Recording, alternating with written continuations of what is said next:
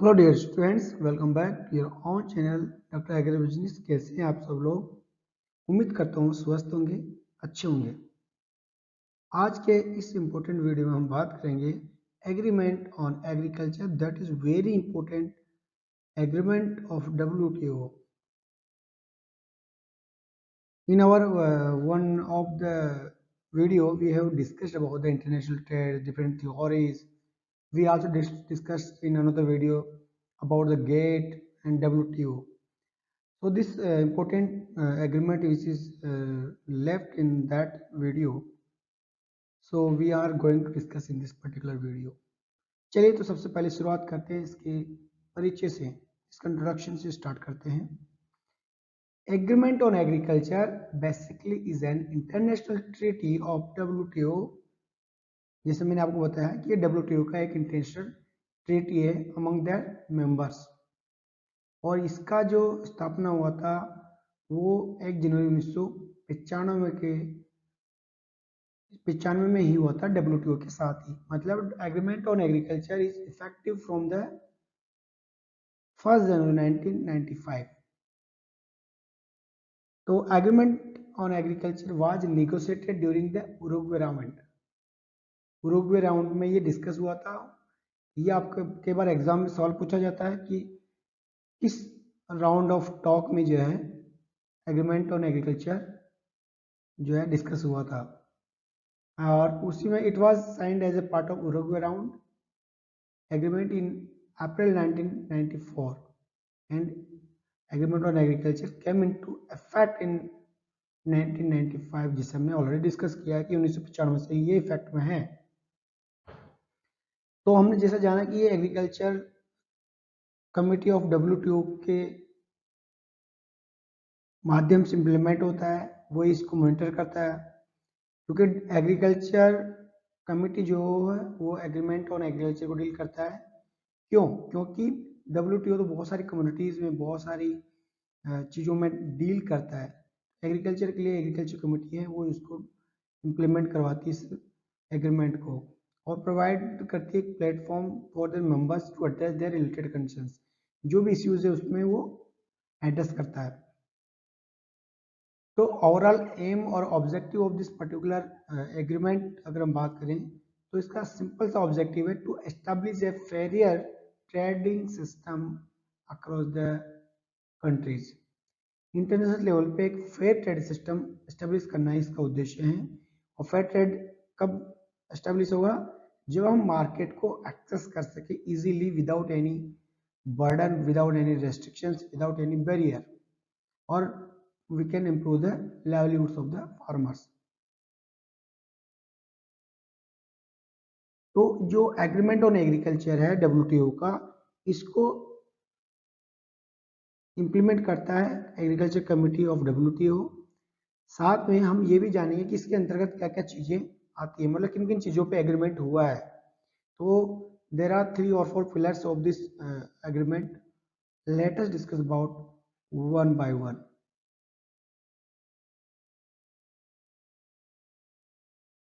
First pillar है उसको हम बोलते हैं डोमेस्टिक सपोर्ट। तो इस जो एग्रीमेंट ऑन एग्रीकल्चर है उसमें जो है सबसे पहले जो काम किया गया है वो डोमेस्टिक सपोर्ट पे किया गया है।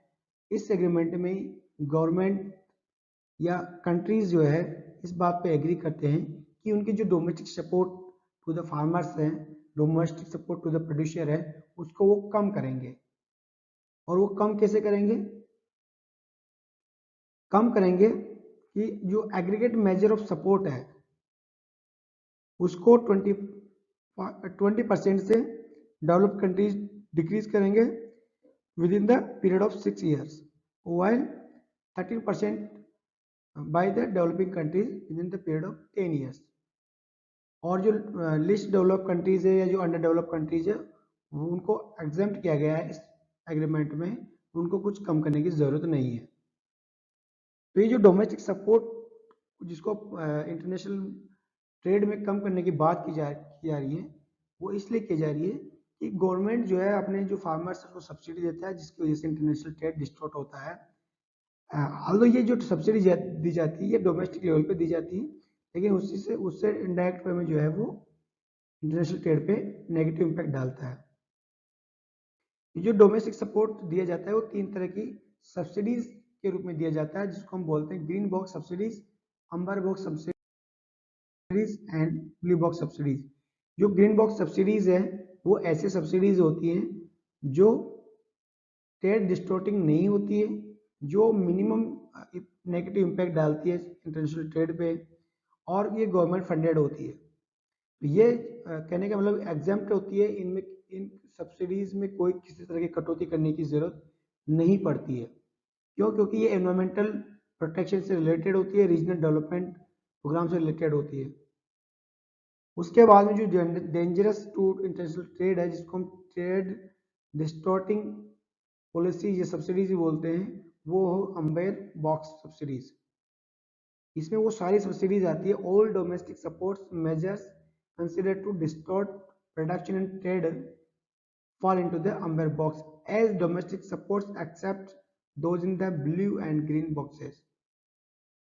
These include the measures to support prices. जो prices फार्मर्स को प्राइस सपोर्ट करते हैं उस मेजर्स में आती हैं। सब्सिडी जो डायरेक्टली किसानों को दिया जाता है प्रोडक्शन की क्वांटिटी बढ़ाने के लिए, तो वो भी इसमें जो है ट्रेड डिस्टोर्टिंग का काम करता है। इसलिए एम्बर बॉक्स पॉलिसीज को सबसे ज्यादा ट्रेड डिस्टोर्टिंग माना गया है।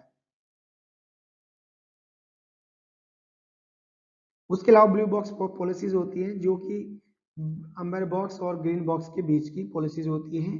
These are basically amber box policies but with the conditions.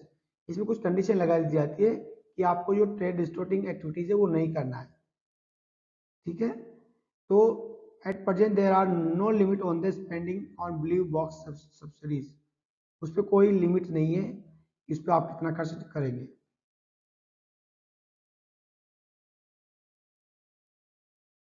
जो सेकंड पिलर है वो है मार्केट एक्सेस। जो मार्केट एक्सेस ऑफ गुड्स, उसका मतलब होता है कि जो कंडीशंस है, जो टैरिफ्स हैं, जो नॉन टैरिफ बैरियर्स है, उसको जो है कम करना है to enter specific goods into their market.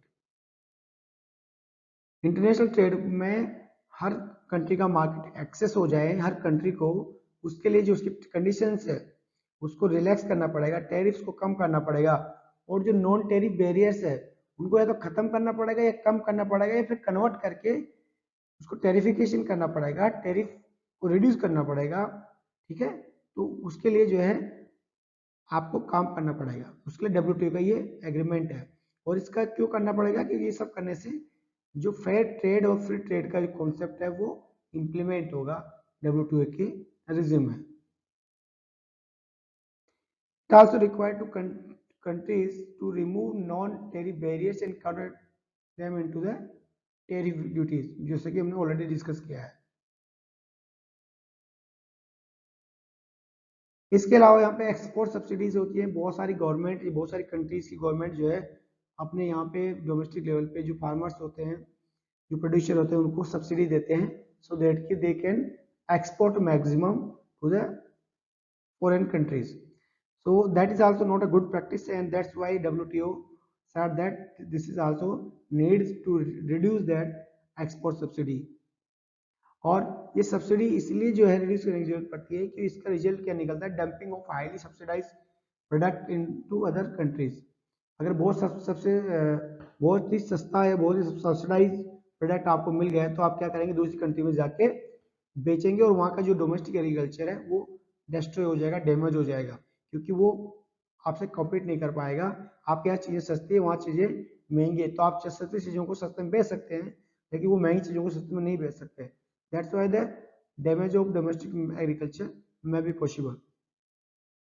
So according to this agreement, developed countries need to reduce export subsidies by at least 36% by value and 21% by volume within the 6-year period.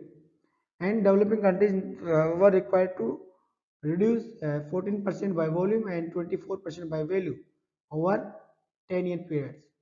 So this is about the export subsidies, which is needs to reduce, which is needs to cut down their export subsidies to their farmers, their traders, their investors.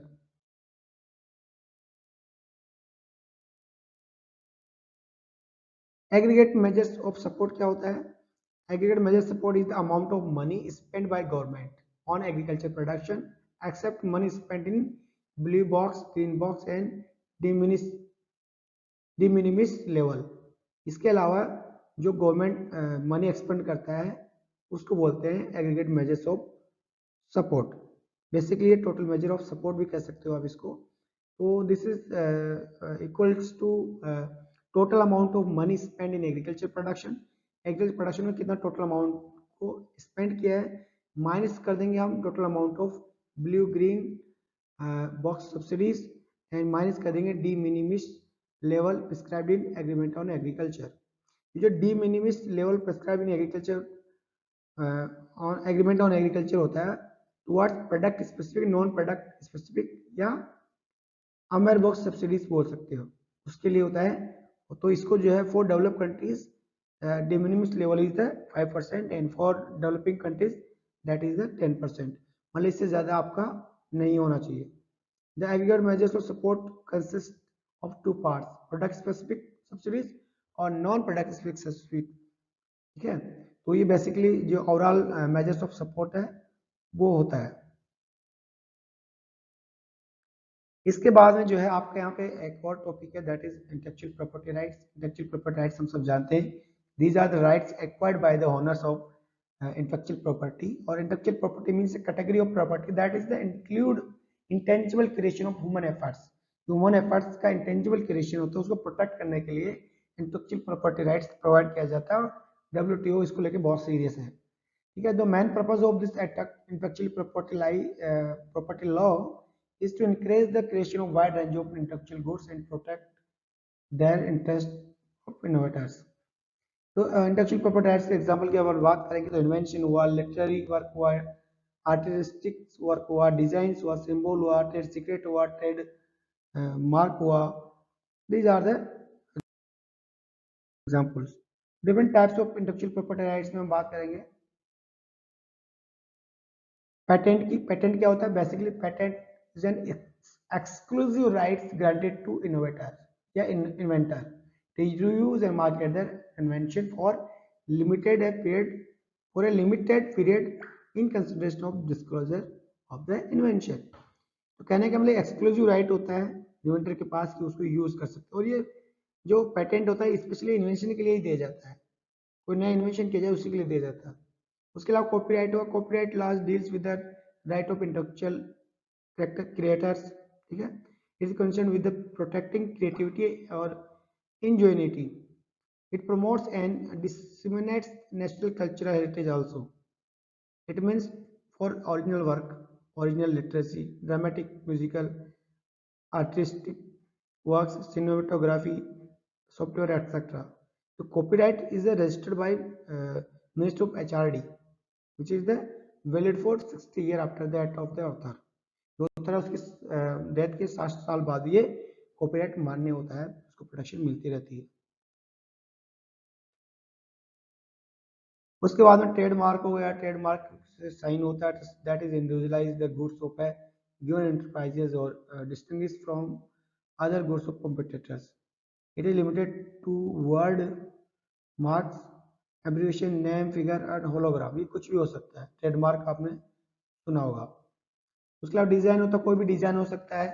Design क्या होता है? It is basically features of structure, configuration, pattern, ornament and composition of lines or color applied to an article in 2 or 3 dimensions forms by any technical process। The process and product can be manual, civil, electrical, chemical and mechanical or combine of all this। एक design बनता है, उसको भी protection मिलता है।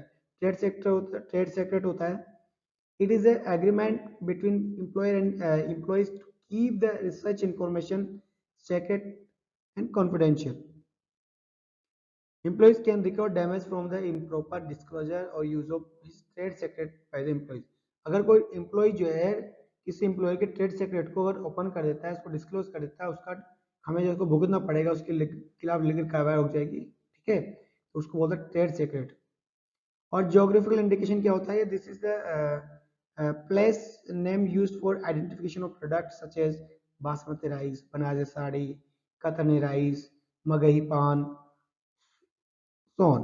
सो ये basically एक particular product को उस पर्टिकुलर लोकेशन के नाम से एक पहचान मिलती है, और उसको कोई मिसयूज ना करे, उसके नाम पे कस्टमर को कोई धोखाधड़ी ना करे, उसके लिए ये ज्योग्राफिकल इंडिकेशन दिया जाता है by the government of India. So this is the all about, we have discussed about the WTO, WTO's agreement on agriculture, and we also discussed about the IPR and its different types of IPR, including patent, copyright, trade secrets, geographical indication, etc. So basically, this is very important topic. It can ask in examination, even ask in competitive examination also. So you have to know about the things. So this is all about, and thank you guys. मिलते हैं अगले video में, और बने रहिए doctor अग्रविंश के साथ, देखते रहिए डॉक्टर अग्रविंश।